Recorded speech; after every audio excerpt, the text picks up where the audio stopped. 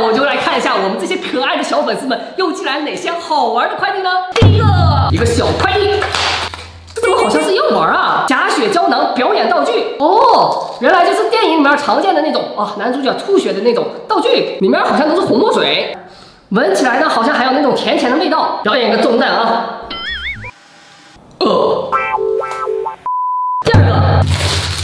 2个月饼，还有1封信，来自河南的一个小粉丝啊，这还是河南的特产椒盐味的月饼。在这里呢，也祝我们的小粉丝中秋快乐，阖家团圆。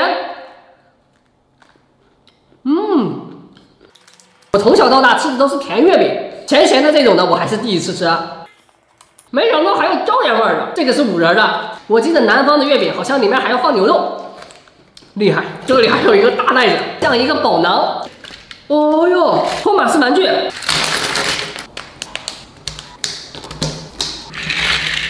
完美。第3个，一个铁盒子，盒子都烂了。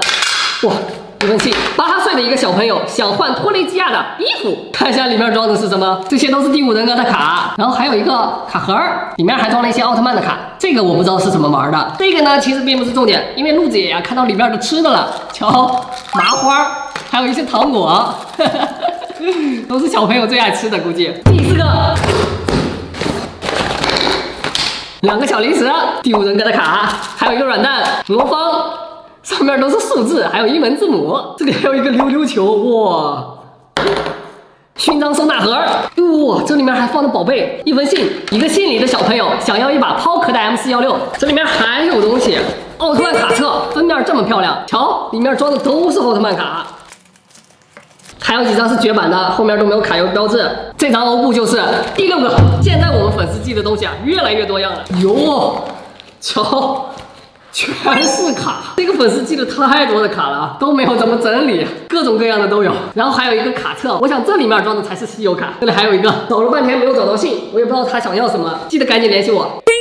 卡册是空的，原来是要我自己装啊。这个袋子里面的全是稀有卡了，后面我再整理一下。最后来这个奶油箱。